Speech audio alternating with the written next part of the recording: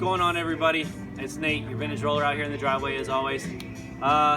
Figure I'd go over and do some details on the USD Roman Abrate that I got. I've done it for every skate that I've got so far, so might as well follow suit with these. So let's get into it real quick. Anybody that's been on the channel for a while, you've seen me skating my white SEBA CJ2s. So I'm just going to touch base on those, on what those were and what I'm going to now.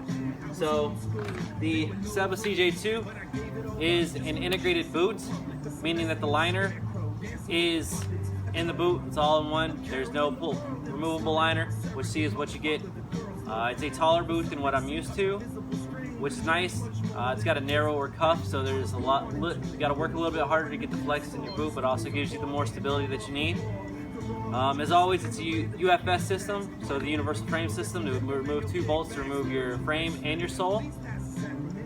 When I did this review originally, I had the white 50/50 frames with them and gave you the weights that way. I'm going to give you the weight with the SEBA frames after 6 months of love on the skates as compared to what the Romans are now. This skate here with stock setup, SEBA team frames, CJ wheels, comes in weighing at 1,906 grams, which is roughly 1.9 kilograms. For us Americans, it is 4 pounds, 3.3 ounces, which is pretty good weight for a skate, especially the size. It is a size 9.5. It's a wider toe box, so those of you that are looking for, need a wider foot, I recommend these. If you want to get a little more versatile, a little more customizing with your skates, this skate does come in a carbon model, which means you can heat mold it specifically to your foot and make it 100% your skate. Me personally, I like being able to skate the way it is and not have to worry about trying to heat mold it or anything else like that, even though I hear it helps. So with that, let me move on to what we're here for, the Romans, right? This right here is the USD Roman Abrate Pro model. And what this skate is a USD 7 with a skin on it. And a lot of people don't realize that skins, I think skins make the skate look better. A lot of people disagree. But you got companies like SSM, NIM, Razors did it for a while, Valo. Them is now putting skins back on skates. And then, so now you got USD with this one here. Everything I've read, everything I've looked at, the boot is almost identical to what the USD Grycon was. So it's a wider, got a little bit of a wider toe box for guys with a wider foot. It's a UFS frame system, so that way I can change frames out any way I want to go. I've got my white 50/50 frames on here right now with the dead wheels. This skate right now comes in at a whopping 1,883 grams or 1.8 kilograms. And for us Americans, because us crazy Westerners, 4 pounds, 2.3 ounces. Now, me personally, I cannot tell the difference in 1 ounce on my feet. That difference. I skated these twice already for a grand total of about an hour, and love the way they feel. I don't notice the weight difference at all. I do notice a response difference, and I'll get into that in just a second. It is a 6 eyelet lace system. The 6 eyelet, the top eyelet, the red one being a dual eyelet, so you can change the tightness and cinch level around your ankle to give you the support and structure that you need around your ankle as you go. It does have a 45-degree strap, or as us old timers know, is the power strap. Because if you've skated for a while, you notice, like, if you have it, some people say it gives you a little bit more power in your jumps, that way it holds your skate in tighter. Other people don't notice the difference. So it's all in your personal preference on what you feel like and how it feels. Me personally, I like them. I might try to skate these ones since it's easier to remove without them, to see how I like the feel of them, but we'll go from there. Let's see. It is a linered system, which means it has a removable liner, and it comes with one of the best liners on the market right now, the MyFit liner by Power Slide. This liner here is heat moldable, meaning that you can throw this bad boy in the oven for a little bit, heat it up, put it on your foot, and let it mold and shape to your foot. Now I'm not saying throw it on right out of the oven. There's instructions that come with it. So when you get your skates, if you get these skates, follow your instructions.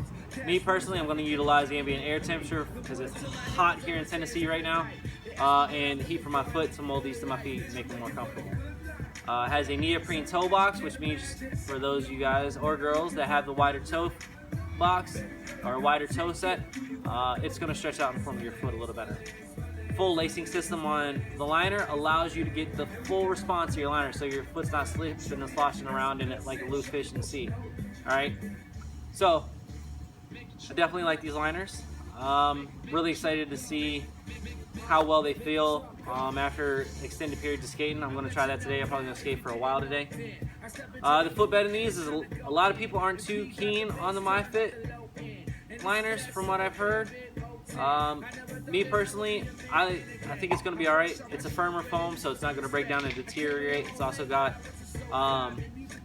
shock displacement, so the red here actually gives you the support in your foot. It's a harder foam, so it's going to give the support in your foot that you need, as well as help you with your weight distribution and shock distribution on your foot. We'll get a little farther into that here in a second.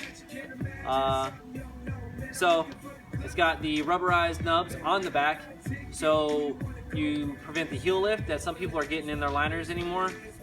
This helps keep your liner in place as you're jumping, along with a 45-degree strap, so they work in conjunction. The strap pulls it down, pulls your foot into your heel cup. The nubs attach to your heel cup so it doesn't slide up on you. There are ways and remedies for your stock skates if you're looking for something to fix that. So just take it with your own skates if you're having an issue with that. If you want me to do a video on how to prevent heel lift in your liners, let me know. I've got some ideas that I've tried out throughout the years, and they seem to have worked a little bit. Now into the actual shell of the skate. As previously stated, it is a UFS shell, so you've got the 2 bolts in the bottom of the frame that mount the frame to the boot. But as I'm holding this up here, you see the 3 other holes in the bottom of the sole. This is not your standard 2-bolt system. It requires 3 screws to hold the frame to the boot. I like that thought process, having come in from the cult and the Genesis world, where it aids with responsiveness. You don't have to worry about your sole being loose, if your frame is loose or anything else like that. If these are tight, your sole is tight. So now you get 2 forms of pressure pressing your sole onto your boot to keep it safe and keep it in place. Standard USD cuff with ratchet strap and buckle. The 45-degree strap. Each mounting position for the 45-degree strap is metal, so it's going to take some use and abuse, as opposed to my CJs here, where it's leather here and 1-piece leather strap here. So I'm waiting to see how these work out. The CJ ones have done pretty good. As much as I fall, and if you've seen any of my videos, you know that I fall a good bit. So I'm really excited to see how these pan out and play out.